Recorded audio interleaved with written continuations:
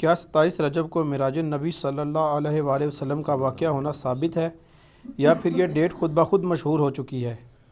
واقعہ معراج کی تفصیلات بھی بتا دیں، شکریہ۔ آج دیکھیں پریکٹیکلی تو اس میں تو کوئی شک نہیں ہے کہ نبی علیہ السلام کا یہ بہت بڑا معجزہ ہے، اور یہ معراج کا لفظ جو ہے غلط العام ہو چکا ہے۔ اصل میں اس معجزے کا نام ہے الاسراء والمعراج۔ نبی علیہ السلام کو صرف معراج نہیں ہوئی ہے بلکہ الاسراء بھی ہوئی ہے۔ اس لیے آپ بخاری مسلم میں احادیث اٹھا کے دیکھیں گے نا، اور آپ ان احادیث کے اوپر باب دیکھیں گے تو وہ اس نام سے ہوں گے الاسراء والمعراج۔ الاسراء کہتے ہیں رات کے سفر کو، جو نبی علیہ السلام کو، اور اسی کے نام پہ سورت بھی ہے، سورۃ الاسراء۔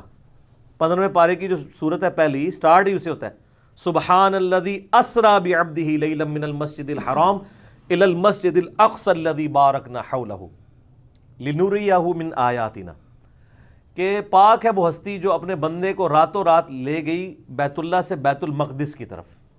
یہ جو سفر تھا نا آپ کا زمینی، تقریباً اس زمانے میں تو 40 دن کا سفر تھا جو ایک رات میں طے ہوا، اسے کہتے ہیں الاسراء، یعنی رات کا سفر۔ رات، ٹھیک ہے آپ لوگ نکلیں، الاسراء رات کا سفر۔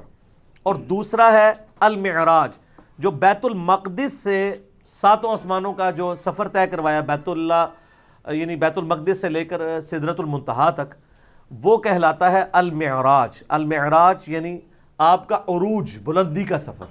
تو یہ معجزے کا پورا نام ہے الاسراء والمعراج، یعنی نبی صلی اللہ علیہ وآلہ وسلم کا زمینی سفر بیت اللہ سے لے کر بیت المقدس تک، اور آسمانی سفر بیت المقدس سے لے کر سدرۃ المنتہا تک۔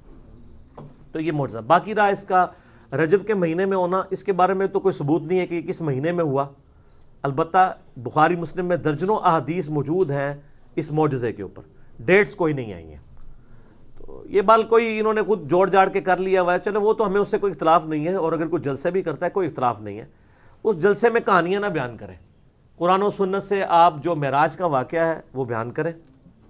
میں نے 3 لیکچرز معراج کے اوپر دیے تھے، آلموسٹ 6 گھنٹے کی گفتگو ہے وہ۔ مسئلہ نمبر 126ABC، تو وہ ظاہر اب 6 گھنٹے تو میں واقعہ معراج نہیں آپ کو بیان کر سکتا، ایک بلو پرنٹ ہی میں نے بیان کر دی ہے، باقی ڈیٹیلز اس لیکچر میں دیکھیں آپ، تو آپ کو ایک ایک جگہ پر یعنی پتہ چلے گا کہ نبی علیہ السلام کو بیت اللہ سے لے کر بیت المقدس تک کون کون سی جگہیں راستے میں دکھائی گئیں۔ مسلم شریف میں آتا ہے میں نے موسیٰ علیہ السلام کو قبر میں نماز پڑھتے ہوئے دیکھا، اور سرخ ٹیلے کے پاس میں ان کی قبر بھی تمہیں دکھا سکتا ہوں۔ پھر بیت المقدس میں صحیح مسلم میں، بخاری میں ڈیٹیل آتی ہے کہ انبیاء اکرام کے ساتھ آپ کی ملاقاتیں کروائی گئیں، لیکن یہ چیز کوئی عام آدمی آبزرو نہیں کر سکتا تھا، یعنی یہ غیبی پردے میں سب کچھ ہوا ہے۔ حتیٰ کہ صحیح مسلم میں آتا ہے کہ جب امامت کا وقت آیا تو جبرائیل نے مجھے آگے کیا، میں نے تمام نبیوں کی امامت کروائی۔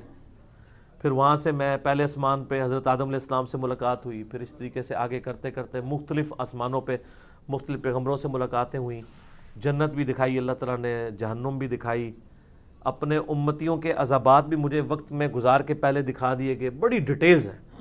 تو وہ مسئلہ 126ABC دیکھیں، بلکہ آپ واقعہ معراج، چونکہ غلط العام میں یہی لفظ چل رہا ہے تو میں اسی نام سے اسے اپلوڈ کیا، لیکن اس میں ڈیفینیشن بتائی ہے الاسراء والمعراج۔ اس کا ذکر قرآن میں بھی ہے، سورہ بنی اسرائیل کو سورۃ الاسراء بھی کہتے ہیں، اس میں نبی علیہ السلام کے رات کے سفر کا ذکر ہے، اور جو آسمانی سفر ہے اس کا ذکر سورۃ النجم میں۔ تو یہ ساری آیات میں نے کور کی ہیں، پھر احادیث بخاری مسلم سے کور کر کے پورا ایک ڈیٹیل کے ساتھ، ایک سمجھ لیں پورا وہ PhD تھیسیز ہے جو میں نے کور کیا ہے۔ پھر اس میں جتنے اختلافی موضوعات ہیں، خصوصاً اللہ تعالیٰ کے ساتھ جو ملاقات والا معاملہ ہوا ہے جس کے اوپر کئی ایک رائے پائی جاتی ہیں، اس کو میں نے ڈیٹیل سے کور کیا ہے۔ تو ایک پوری ایک ڈاکٹرائن ہے، اور آپ پورے لیکچر سنیں۔ 126ABC، یہ 3 لیکچرز میں نے دیے تھے جب یہاں پہ سورہ بنی اسرائیل کی شروع کی آیات آئی تھی۔